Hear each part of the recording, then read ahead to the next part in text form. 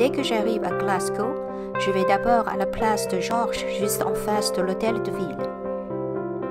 Glasgow est la ville la plus peuplée d'Écosse et la 6e ville la plus peuplée du Royaume-Uni. J'étais un peu perplexe quand j'ai vu une foule rassemblée devant la mairie qui était entourée des barrières.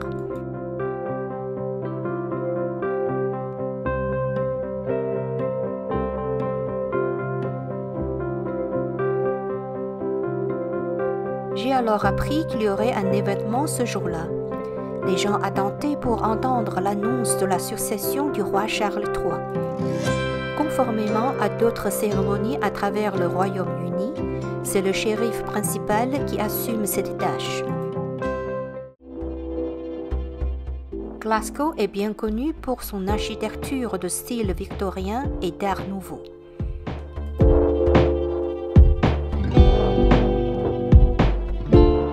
Son architecture moderne progressive du début du XXe siècle, caractérisée par les décorations distinctives, est appelée ici style de Glasgow.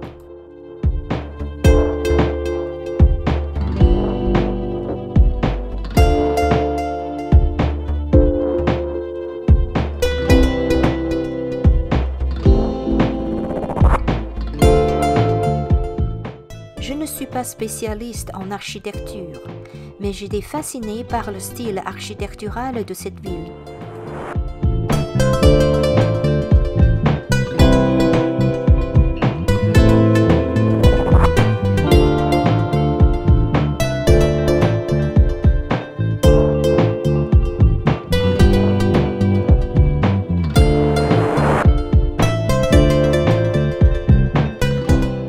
Maintenant, je me dirige vers la galerie d'art moderne.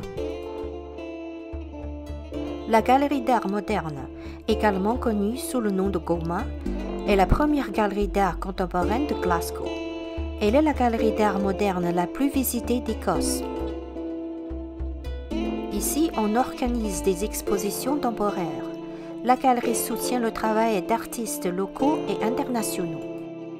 Elle explore des questions de société contemporaine à travers ses grands événements semestriels. Ici, on peut apprécier les différentes créations artistiques des habitants de Glasgow. On peut aussi participer au travail de l'atelier d'art, discuter d'art et découvrir le riche patrimoine de Glasgow.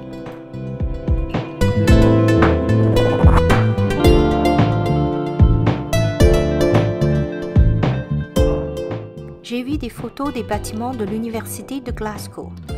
Elles m'ont beaucoup impressionné. Alors, j'ai bravé la pluie pour venir à l'université.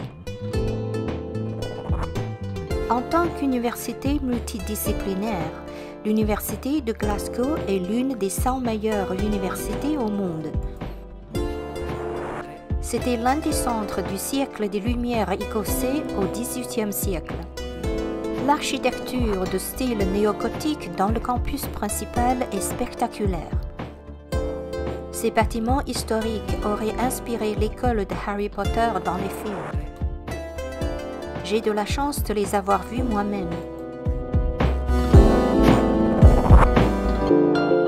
C'était le début de la nouvelle année scolaire et le campus était rempli de nouveaux étudiants enthousiastiques. Je ne suis pas sûre qu'ils apprécient autant que moi la beauté architecturale ici. La cathédrale de Glasgow est la plus ancienne cathédrale d'Écosse. C'est aussi le plus ancien bâtiment de Glasgow. Sa construction a commencé en 1136 et a duré environ 350 ans.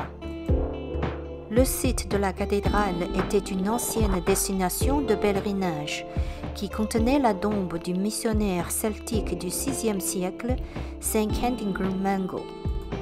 Il était le premier évêque de Glasgow.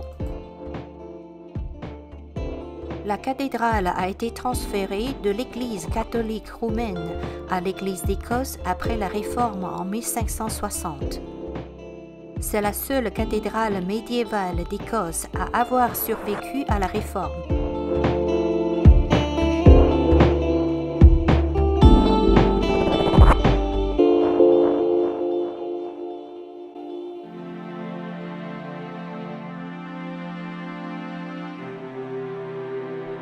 À côté de la cathédrale se trouve la nécropole de Glasgow, un cimetière de jardin victorien plein de sculptures merveilleuses avec leurs histoires fascinantes.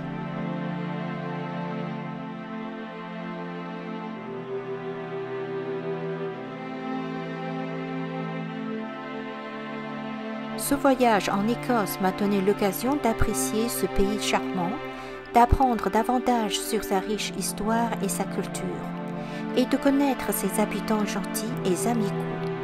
C'est un voyage vraiment inoubliable